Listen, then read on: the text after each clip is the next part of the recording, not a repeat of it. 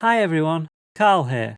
As this episode publishes on the 19th of June 2024, and as Minecraft celebrates its 15th anniversary, here at the Withering Effect, we are marking our 5th anniversary, as our first episode was published on June 19th, 2019. We've experienced many changes along the way, but our gratitude to each and every one of you for listening and supporting has remained constant. To celebrate, we're excited to share 2 exclusive Minecraft shirts designed by Duds and myself, which you can download and merge with your own player skin at thewitheringeffect.com/skins. Thank you for being part of our community, and now here's episode 179.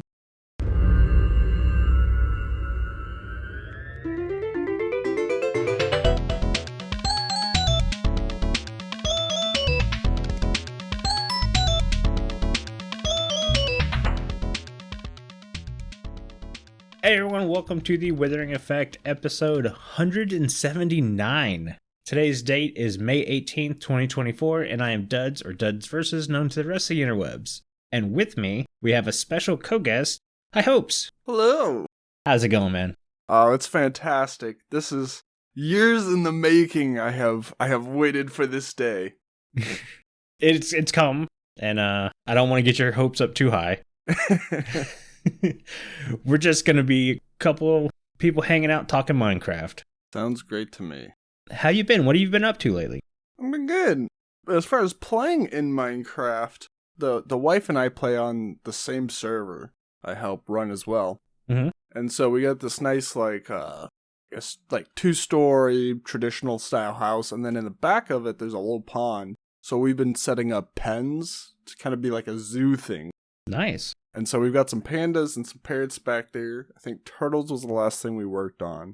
The idea is to eventually have just a variety of different Minecraft mobs in like their own custom biome. I've loved that idea. Like, I've always wanted to just do a Minecraft zoo. Mm-hmm. Customize special pins for every single mob in the game. Yes. Seems like such a fun idea. Yeah, I see, like, there's the mods where it's like designed to do that, and they build like an actual zoo. I'm like, I don't know if I want to play a mod that's the whole point. Yeah. But I want to have my collection. Exactly. That's how a lot of Minecraft players play, is just collect all the things. Yes. Like we were talking pre-show about like trading card games, and that's me, you know. Mm-hmm. In Skyrim, I'm always over carry weight. Any game that has a carry weight, I hate. Because I gotta grab everything. I don't care if I don't use it. I need to have it tucked away in case I ever do need it. I mean, that's the one thing I didn't like about Legend of Zelda Breath of the Wild, was the durability on the weapons. It's like, I can't use this weapon. I might need it later. Yup. Dungeons. Oh, I was so terrible about it. It's like, I don't want to let this go. I know I'm way overpowered for this weapon, but it's cool, so I want to have it. Yeah. I've been meaning to pick Dungeons back up and play it. I love Dungeons. Yes. I know recently, some people say that Minecraft, Mojang needs to stay to Minecraft. Mm-hmm. I want to see them keep iterating. Like Dungeons, I'd love to see. Everyone talks about what's Minecraft 2 going to be. No. Keep updating Minecraft. Minecraft has a great system, but I would love to see a Dungeons 2. Yes. A whole new storyline, whole new set of updates. I will pay full price. Give me the season pass. I don't care. I don't care. And the best thing is, like, with the 15-year birthday celebration of Minecraft, Dungeons is like half off. Yes. So if you've not played Dungeons, you can get it real cheap right now. Exactly. I think Legends, it was expectation, but I'm glad that they're still experimenting. I don't want that to stop. Yeah. The first trailer I saw from Legends, I went, that's not the game I'm going to play. It was just I also have a thing about cell shading. Like, Breath of the Wild kind of pushed that cell shading animation for me. Like, it's okay. But Legends, that cell shading was hard. And it very much hurt my eyes. I was like, nah. Yeah, I can get that. For me, it was, people compared it to like Age of Empires and games of that nature. And that got me excited. Mm-hmm. And it's just a little too different. I think if they did it like Dungeons is very much a dungeon crawler. Yeah. It's just set in the Minecraft theme. That's what it is. I think if they do something like that, that would be a lot better. Keep the genre until you find that new secret sauce, the next Minecraft hype thing, and just put it in a Minecraft world. Yeah.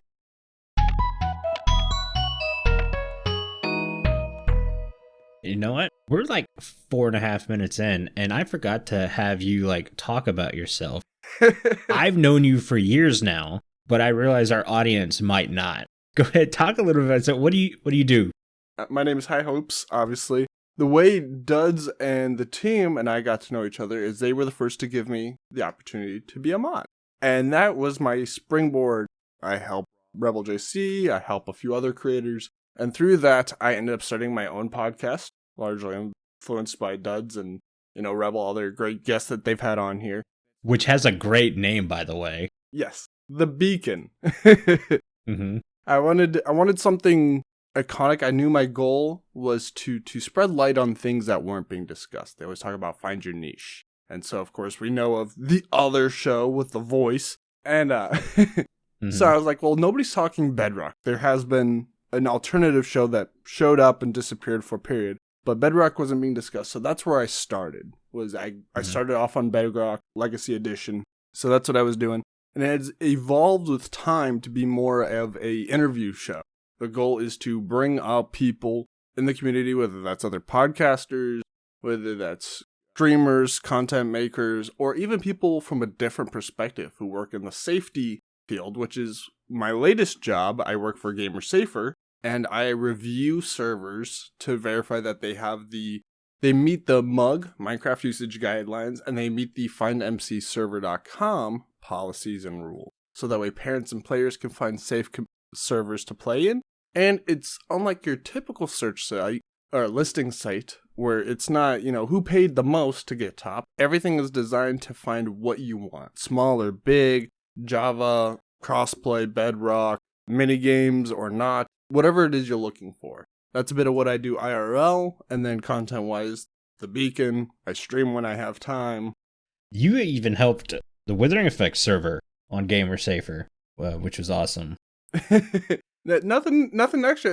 It was nice because you guys were very already compliant. The biggest thing that holds us back with reviews is just owners not responding to email or wanting to spend more time arguing or pointing fingers. Yeah. We do our best we're very thorough. We look at the whole community, not just the server. Mm-hmm. But things can always change after it's been reviewed. And that's why we do spot checks. That's why we encourage the community. If you see a server that is in violation or that is doing something they shouldn't be doing, let us know and we'll look into it. Mm-hmm. The worst time to do that is in the middle of your own review. Yeah. Just let's get you finished, wrapped up, and then by all means, send me an email and be like, hey, thank you for your help, or don't thank me. I don't care. But once you're done, then tell me, hey, these servers are doing these things. You had an issue with me. And every server is unique. What's a violation in one scenario might not be in another. Yeah. So, for example, a common thing we see is crates. If you don't know what a crate is, it's a common thing on servers where you can oftentimes buy with real money a key, and then you have a chance of getting something. Mm. So, we make sure there's odds on there. We make sure that there's no chance of getting nothing, yada, yada, yada. And so if there's money in there and there's a leaderboard tracking who's got the most money, now you have a competitive advantage. Because if I have more money than you in real life, I can climb that leaderboard. Yeah. And then somebody else might not have the leaderboard. And so they're like, well, they have money in their crate. Yes, but there's context. There's extra detail. Yeah. With a server like yours, it was very easy to help get through because we didn't need to go back and forth over 50 messages. Yeah, all Carl and I and the team at the Withering Effect wanted to do was just give people a safe place to play Minecraft. That was it. So, let this be your cue. I know it's not ad time, guys, but go over to patreon.com/The Withering Effect and sign up, my friends. I've been a long-time listener, and I'm grateful for my benefits. There is something of a 5-year anniversary coming up, and Carl and I are working on fun stuff for that. We need more, Duds. We need more. We need exclusives.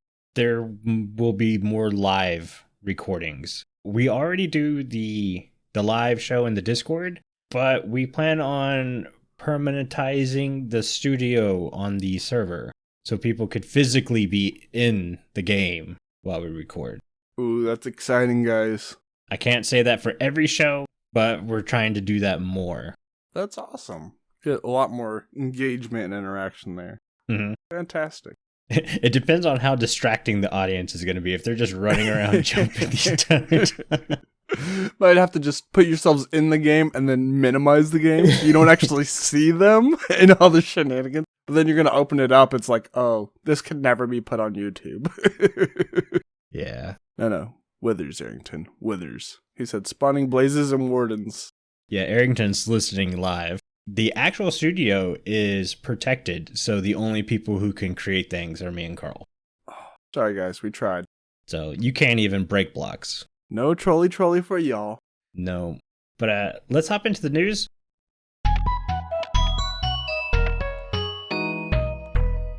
Like we said earlier, Minecraft is turning 15 years old. Woo! So that's crazy. And the Withering Effect is turning 5 years old.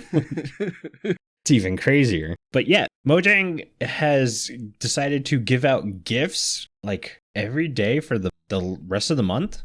Some of the early things we've seen now are 3 different capes. You have the birthday cape, which is a green creeper cape. You have the TikTok cape, which I think is a gorgeous cape, by the way. It's a black creeper with some red and blue, the TikTok colors. And then you have the Twitch Love cape is what I'm calling it because it's got the heart on it. It's the only one that doesn't have a creeper face.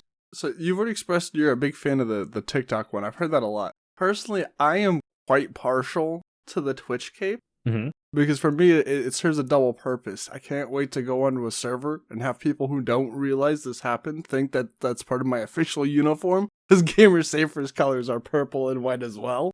There you go. So it's just like, chef's kiss. So perfect. Yeah. I like the TikTok one, but that's the one I probably won't end up with because I don't have a TikTok and I'm not signing up for TikTok to get a cape. I had tried the other day. Somebody had sent me a link and I couldn't make it work. I don't know. Maybe I did get it and I just didn't realize, but I couldn't figure it out. I don't care enough. It's not my favorite cape. I'm good. Yeah. And I was actually just doing that before we started. Had a stream playing. I'm like, oh, yep, got my code. Let's go. Yeah. That was what happened. I was watching, I forget who it was on Twitch, but I was watching somebody and then the little mail icon lit up and said, oh, you've got a cape. And I go, what the heck is this? And then I saw on Minecraft's website that they were giving away a Twitch cape. So I was like, oh, I didn't even know this was a thing till I got it.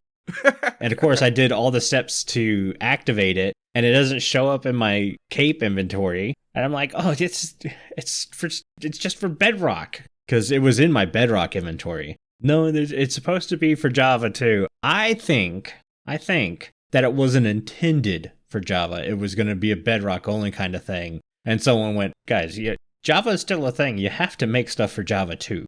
My big theory about this is the 15-year birthday cape, the green creeper one. I also went ahead and did the code and everything for that one. That showed up immediately. Yeah, I would love to talk to somebody. We've heard from the devs, a few of them, especially King Bay Dogs, former guest of this show, have been really awesome about giving their time and coming on and talking to people. I would love to see somebody more from like management backend come on a show. Yes. Whether it's a podcast, a YouTube show, I don't care. I just want to hear from that side. Maybe we can get better understanding of how these decisions get made, where things are coming from. Yeah. Because this community as a whole is so quick to jump on either Java hate, oh, they forgot about Java, or oh, they don't like Bedrock. Bedrock gets nothing. I'm biased. I love Minecraft. So it's always hard for me to know how much of this is just some corporate, person who doesn't really have a love for the game. How much of this is just we're missing context? I want to know.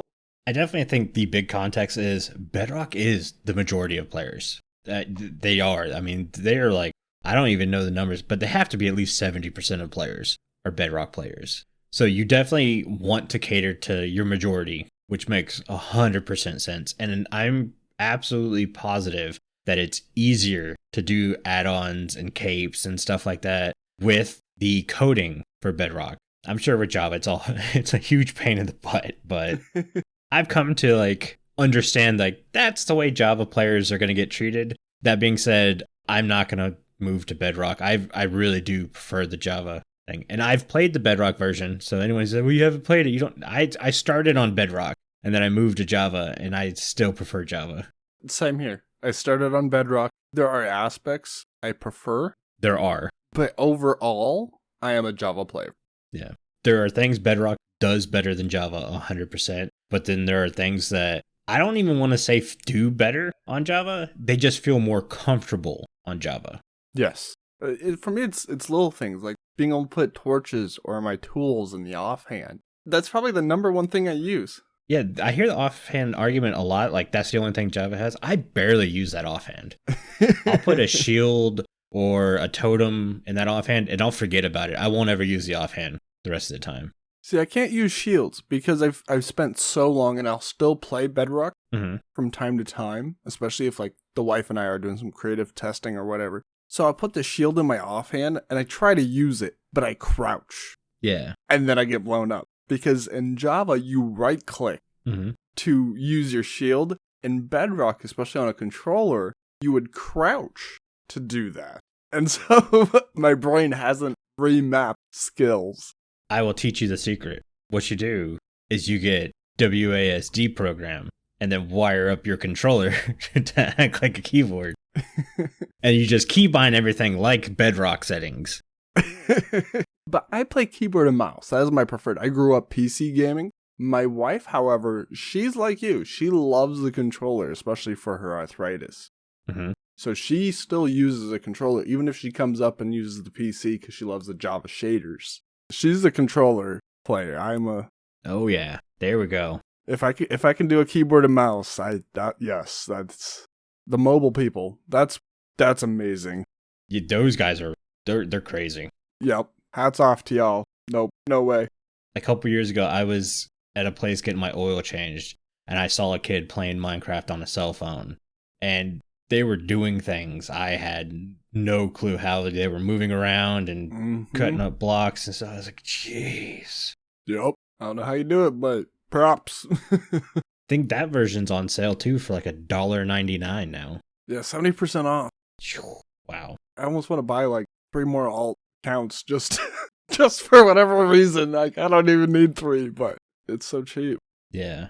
Let's get into some more changes, because there have been snapshots that have been put out lately. Again, we're not going to cover every little thing that happens in the snapshots. When we moved from a weekly show to a monthly show, we kind of knew that was going to be the problem. So we're only going to kind of hit some of the big things. And most recently, there was a huge change to witch drops to kind of make up for the fact that raid farms were going out the window. Like, no, we don't do those anymore. Which I'm fine with. If there was anything that was OP in Minecraft, it was raid farms.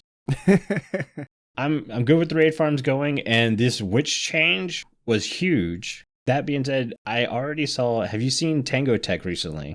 Not the most recent, I don't think. So, before the witch farm thing was announced with the redstone, because witches are now dropping redstone, guaranteed every time they die, I think. He created a hero of the village farm, and using 200 clerics, because clerics will throw redstone and lapis at you for hero of the village, he can move himself between portals to reset the timer. So he's getting like 8,000 drops an hour of redstone and lapis. That is awesome. So he had come up with a way to get around the raid farms. Nice. See, that's a detail right there that I always forget about, because when I experienced raids for the first time, it was on Bedrock.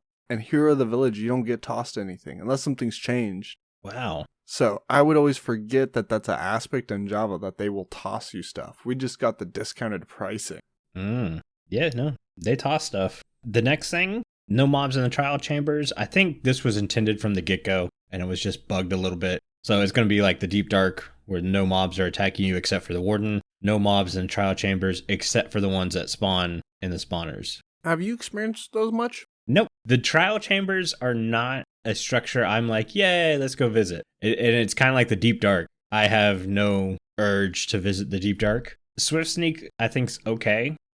If I'm going to go to the Deep Dark, I think what I'll end up doing is going there to try to pacify it and lighting the area up and maybe like make a base out of it. Yeah. But as a game mechanic, I've not liked the new pathing that they've come across, where we're going to put a structure somewhere so a player has to go explore to get stuff. I've never really been a fan of that mechanic. I get like you have to do that. You have to do exploring to spread your resources around and stuff like that. But It became like, oh, there's this great new enchantment in the game. We're going to put it in a structure villagers can't do that anymore. Or they can't do that enchantment anymore.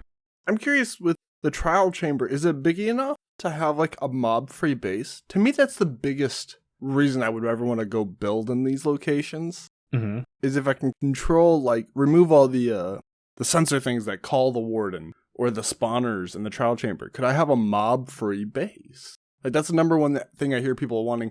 Oh, let's make a beacon give you a buff for mob, a radius mobs won't spawn. Mm-hmm. So I wonder if that would be an alternative to the Mycelium Island. I definitely think so. It all depends on how you build. We had that tenure of just mega bases. Mm-hmm. And I think those are way too big to do something like that. But I used to be a huge driver of I want a beacon effect for mobs to get rid of them or even draw them to it. But with the lighting changes, I'm not seeing mobs as much of a problem anymore. I really do think moving the light from 7 to 0 was really good. Yes. It's a lot more intuitive. It makes it easier. You don't need to do the torch grid. Mm-hmm. Hello, everyone. My name is Dr. Disappointment, and I'm here to ask why you haven't joined the Withering Effect Discord. It's the perfect place to meet and hang out with fellow Minecraft players. Meet the lovely people who worked hard to bring you this show. Share your ideas for future podcast topics, and share your Minecraft builds with the community. Why not join today? You can find a link in the show notes. With the trial chambers also came changes to the mace. There were a lot of people, I don't want to say crying because that's a thing, but they did not like the changes to the mace. The mace didn't seem like a weapon I would particularly lose. I like the fact that there was a new weapon in the game. We really do need new, interesting weapons. But when I'm under attack, I'm a scaredy cat. So when I get mobbed, having that sweeping edge is my favorite enchantment. So I can hit more than one mob at a time. Mm-hmm. And most of the times, I won't let them get that close. I use a bow. Being able to chain hits with a mace in survival Minecraft is really not up my alley. So I can see PvPers really liking this thing, but yeah. Like you, I'm not much of a PvPer. I definitely don't do much minigames. Mm-hmm. I'm curious how often, is jumping from a high up distance really an aspect in minigame map? Or is this going to become something? I think so, because the critical hit is huge in PvPing. Yes. And I know there's enchantments where you can, when you perform a critical hit with the mace, it'll lift you into the air. So you can perform another critical hit, which will lift you back into the air, which you could perform another critical hit. So the ability to chain hits with the mace is a real good skill to reward mechanic.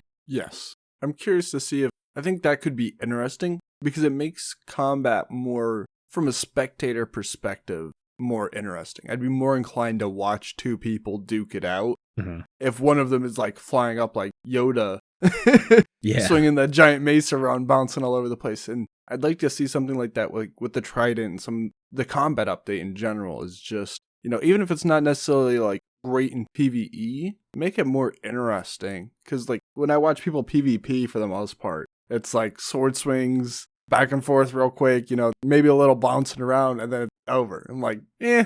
Yeah, exactly. MCC is such a big thing, and obviously there are more minigames than PvP or any aspect of that. Mm-hmm. But I never got into that side of Minecraft. Yes. And maybe with more interesting, I've tried watching MCC a couple times, and there are some events I actually really like. But if we could adapt the PvP game in Minecraft a bit more, maybe visually it'll be more interesting. Yes, that's what I'd like to see. If you can't get me into it as a competitor, it's just, if I'm a compete, I'd rather do a first person shooter. Mm-hmm. But maybe you can make it where it's a spectative sport for me. And I think MCC, things like that's going in the right direction. It's just not there for me. Now that's bad. It's just, it's not my cup of tea. Yeah, I mean, that's the same way I am. I really like, was it Dodgebolt at the end? I think that's a great finisher.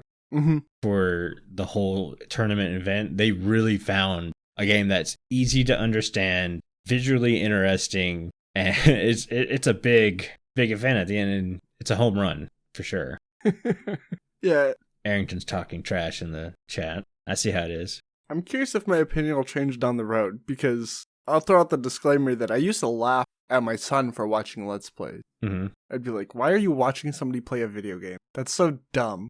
Just go play the game yourself. Mm-hmm. And now, most of the friends I have are content creators. So I either watch some Let's Play, I stream playing a video game. Yeah. So, I mean, I'm not saying I'd never get into it. I think it might be different. But overall, I'm like, yeah. But I would love to see them with the mace bring that into the PvE world as well. I get some aspects, like the exploring, you know, they're reaching a part of the greater audience, and not everything is going to always overlap great. Mm-hmm. But I would love to see a combat update that introduces some more unique weapons and brings some balance to the Force.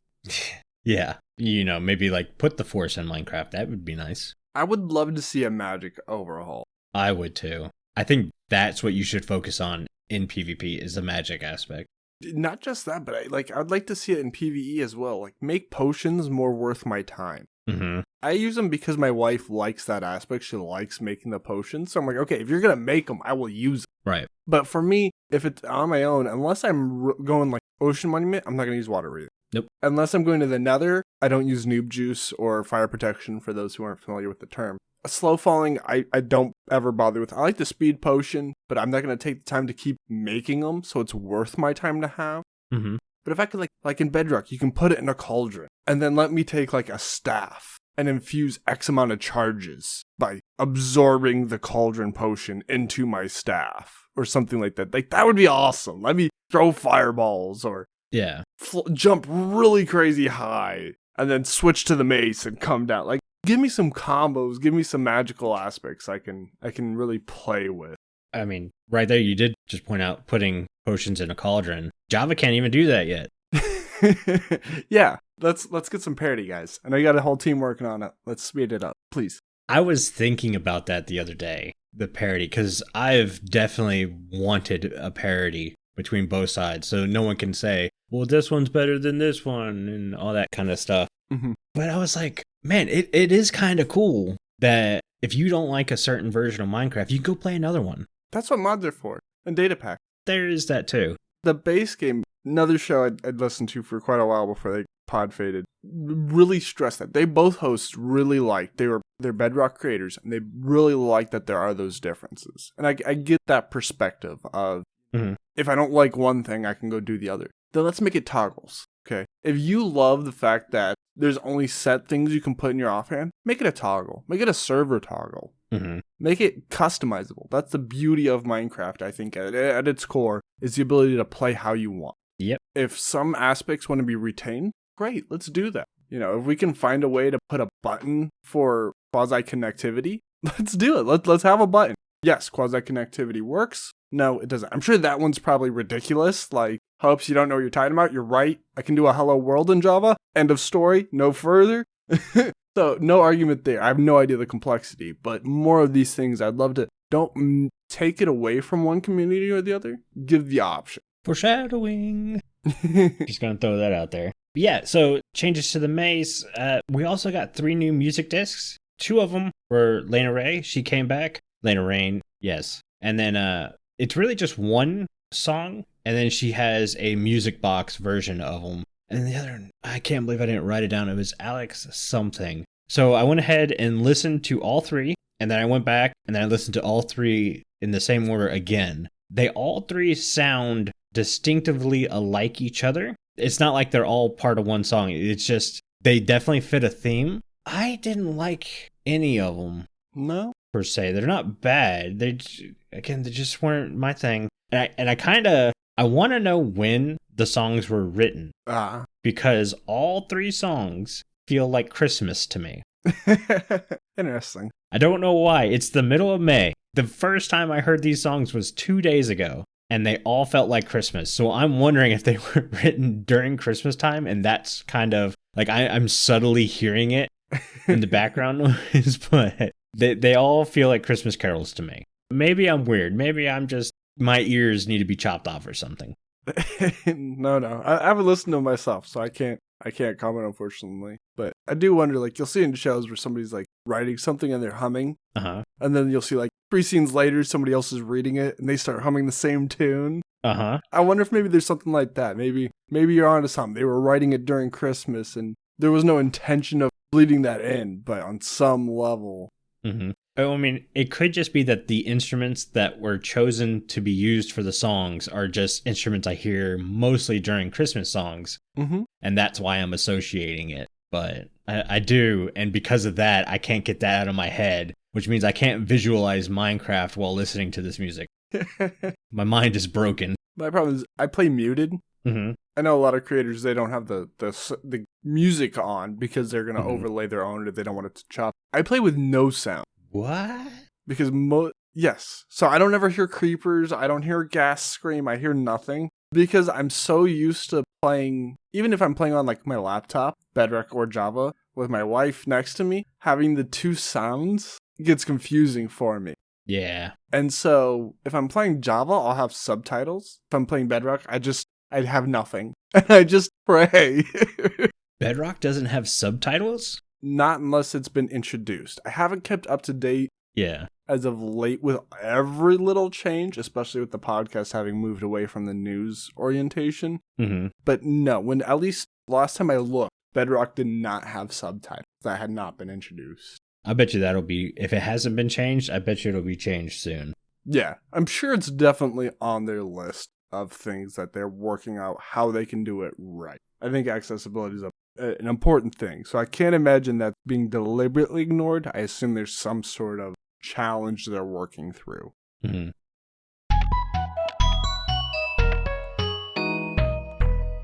Let's go ahead and move on to the next part. Our last episode, we put some polls up for you guys. Our Spotify and YouTube polls were both pretty consistent. We asked you which of the new features you were most excited for, and overwhelmingly everyone chose the new Bad Omen, or the Raid Omen. I can see that. That's a really good feature. I love how they've made it, you have to intentionally call a raid. You can't accidentally call a raid, because those have really been a pain in the butt for multiplayer servers for a while now. I am excited for custom banner patterns. That's my personal one. And I think that was like, yeah, no one on the YouTube poll chose that one. But it was tied for second in the Spotify poll, so that's good. I would have loved to seen the banner patterns go higher. For me, the Omen effect, it's eh.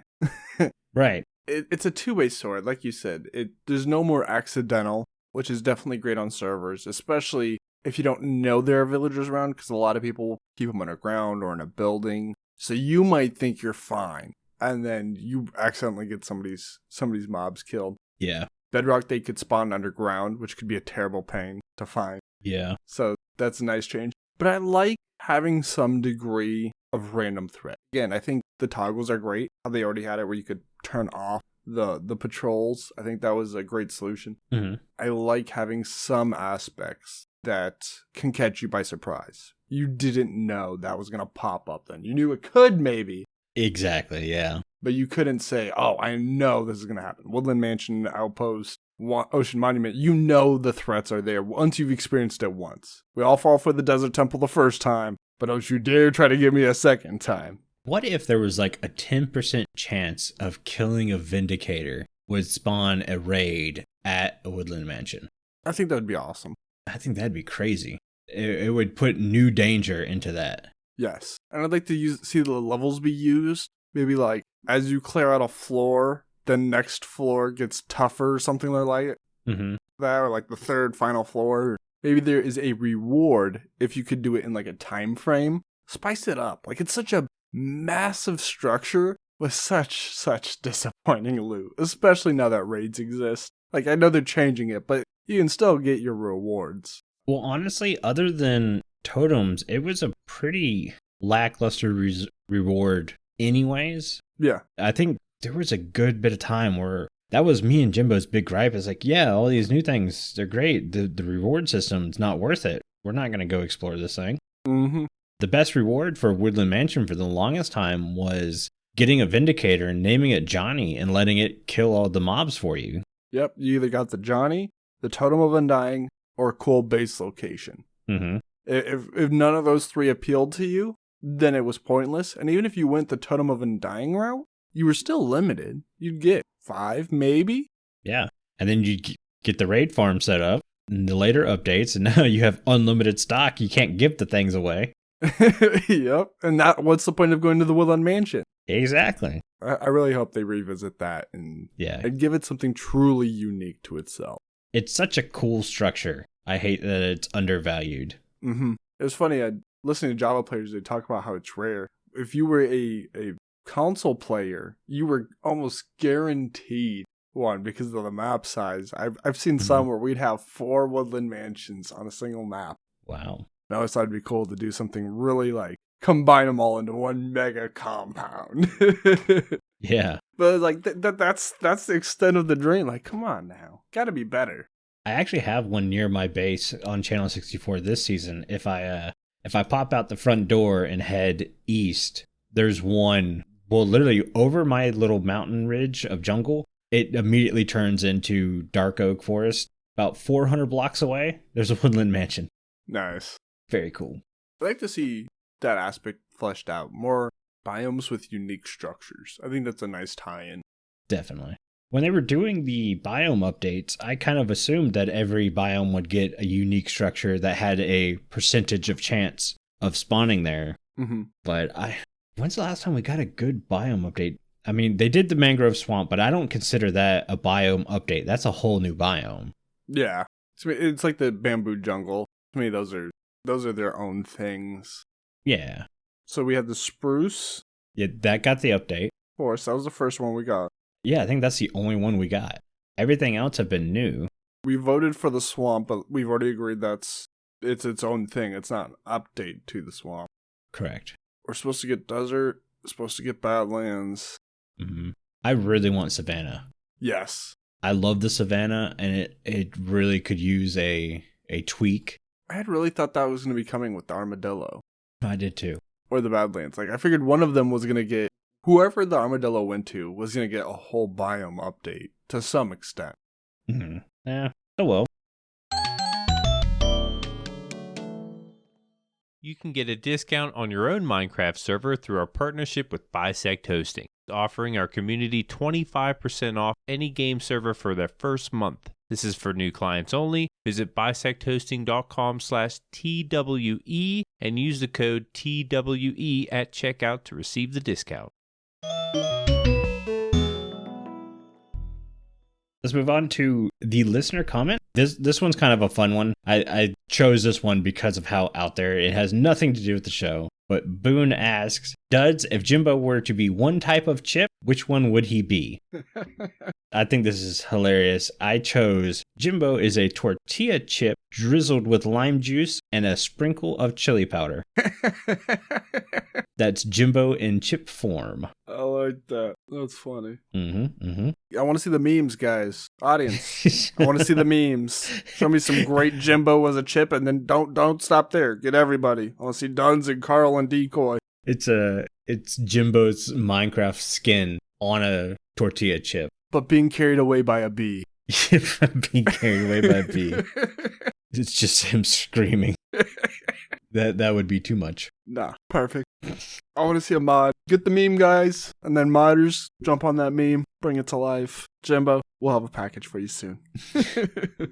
He will not like this. He was like, I retired. Why am I getting pulled back in? You cannot walk away.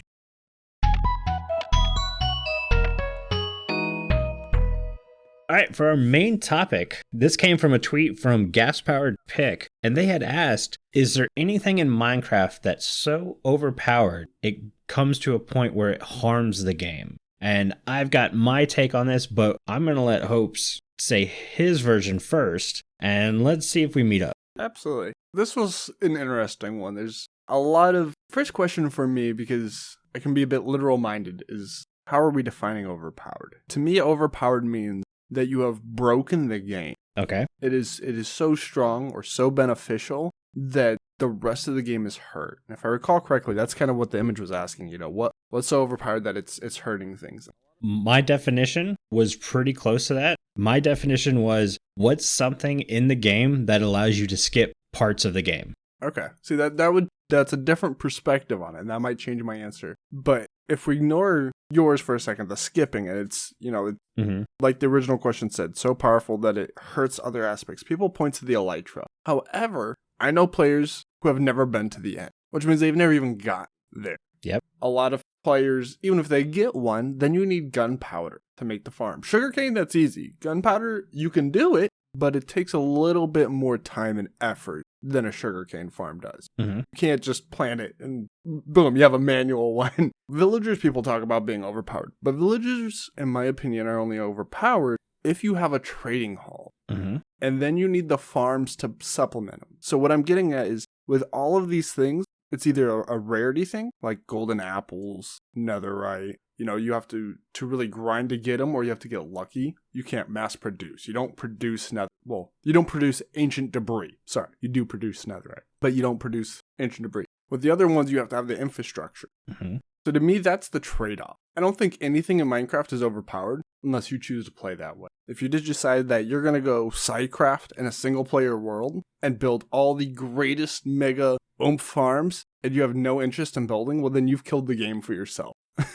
You have taken away every reason for you to continue playing once you've built all the farms. I love farms, but for me, it's I don't want to have to grind. So the mega gunpowder farm, the mega villager trading hall, that's so when I die, I can go get re-geared. I'm not spending time redoing content that I've already done. If I have the mega wood farm, I don't need to go chopping trees. I want to go build a log cabin. I go grab some wood. I go build my log cabin. So I think as long as you play the game to the way you want, nothing in Minecraft is overpowered. Oh my god, I sat here the entire time with a smile on my face. My note, I have one note that says nothing can harm the game. It's literally about how you play the game. If you don't like something, if you think that harms your gameplay, you can just not play with it. Mm-hmm. There's so many players who do that, and it's very interesting to watch other people play the game, how they like playing the game. Mm-hmm. Because I might not play the game that way. I watch a ton of creators who I'm just like, I would never do that. Yeah. But it's exciting because it's different. And you saw a lot with Hermitcraft this season, how late in the game they got elytras. They really wanted to stay boots on the ground for a long time. Mm-hmm. I'm with you on the villager trading halls. Yeah, the trading hall itself can be considered overpowered. Don't build one. Yeah. Or if you do, don't build the farms to mass produce emeralds. Don't get a raid farm. Yeah, exactly. Don't build an auto mullen care farm. Or if you build farms, keep them semi-automatic. Mm-hmm. Still have to go in and replant yourself. Still have to harvest yourself. Or some aspect. Keep something to it. Mm-hmm. If you have the whole trading hall already and the farm, don't zombify your villagers. Keep the prices high. Build friction for yourself.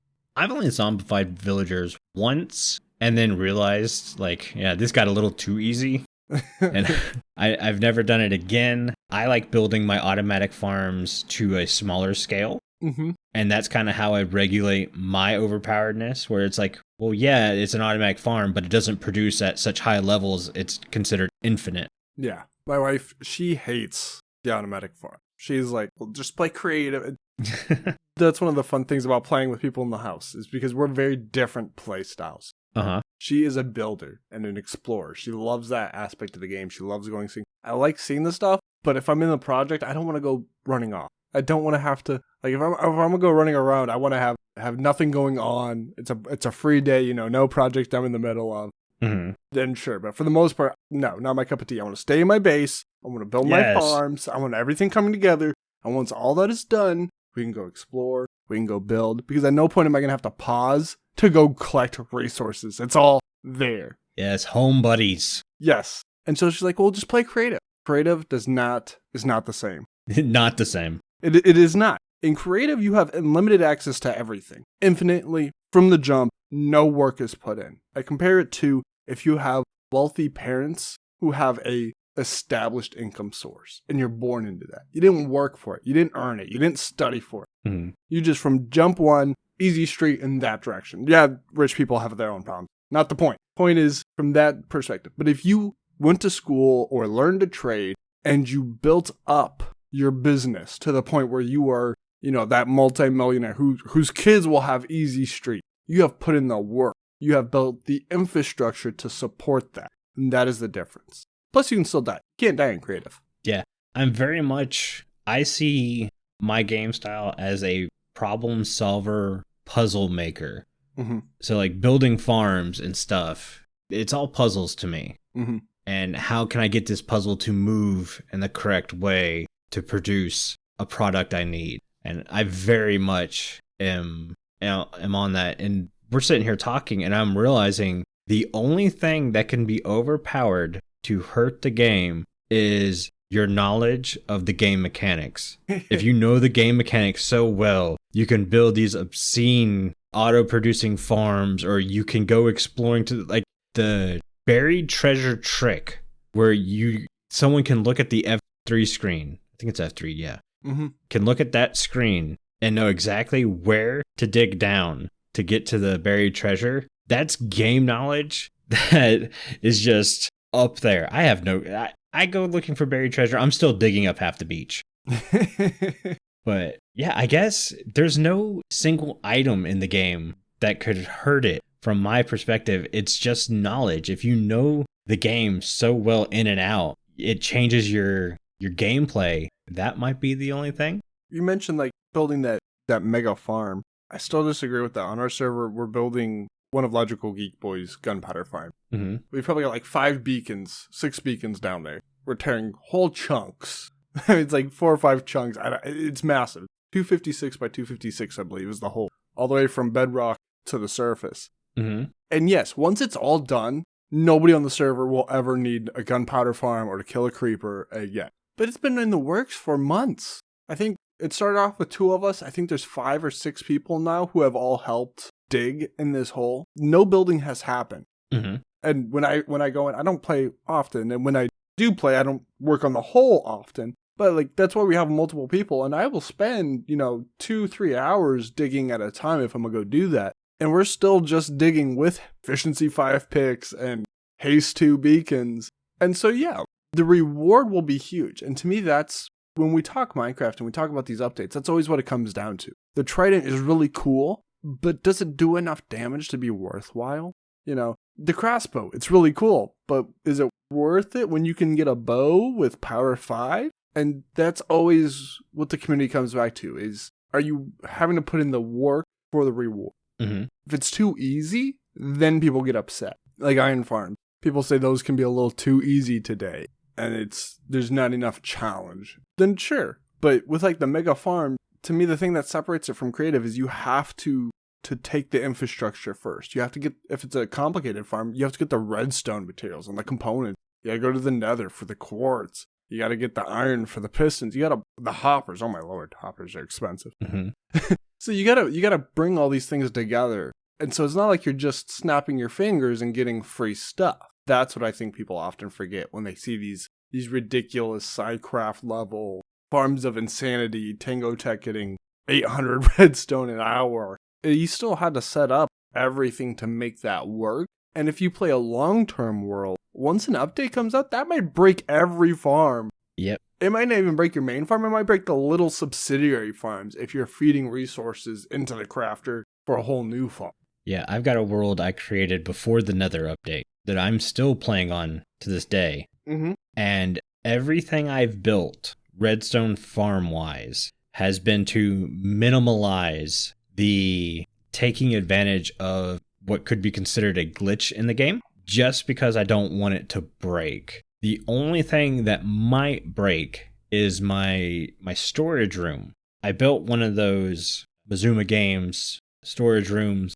Mazuma's been on here. He's a real nice guy. Mm-hmm. And it's not one of the newer ones. It's one of the older ones. And looking through the redstone, I didn't see anything that was taking advantage of a certain game mechanic that could be patched out at a later date. So I think this version is the most quote-unquote unbreakable version. Yeah. As is. But if for some reason it does have something in there that gets patched out and it breaks that whole thing, I think I'm finally just going to go do a new world. Those things, I love them. I don't have one on this season of Channel 64. I built the first one last season on Channel 64, and then I built it into my single player world. And I'm missing it this season. yes, it is faster to just manually put my stuff up than the machine can do it. But I forgot how much I just like throwing everything into a single chest, going and grabbing something to eat or getting a drink, maybe looking over my video edits at the same time and just letting it do its thing. Mm-hmm. Absolutely. Yeah. For me, it's like my wife is a bit OCD. So, we base together and everything has its place. Uh-huh. Everything has got a chest where it belongs, where it needs to be. And it's all manual. I am determined one of these days I am going to have enough of a period where I can build a whole sorting system. And people will say, like, yeah, but you can do it faster manually. Maybe. Mm-hmm. Depending on how huge it is and how far around you got to run around to find everything. Yeah. But it's like we're homebodies already. I don't go off on 10K block adventures every day. Once in a while, sure. So most of the time, I'm already in the loading zone. Like, all my forums are around me. My storage system, who cares if it takes 20 minutes? I'm going to be playing for 20 minutes, my bro. Mm-hmm. It will be sorted by the time I go to log off. Exactly. But I think that's going to do it, man. We hit right on time, too. Awesome. I kept looking down. I'm like, I think we're doing all right. I'm not sure. Yeah, we're on the money. I was afraid I might have gone a little too yappity at times. I was like, we'll see. That hasn't shut me up yet, so I'm going to keep going.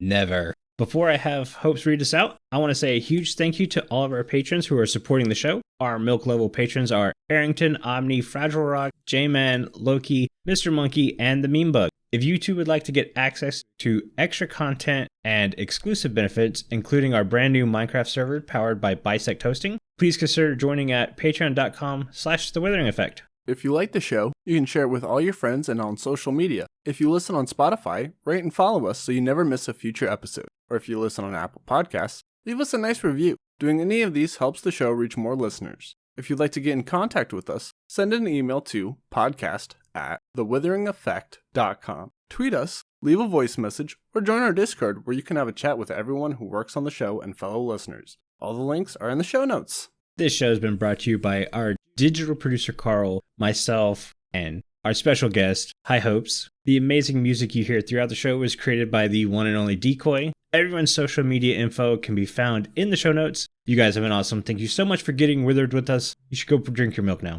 Bye. Bye.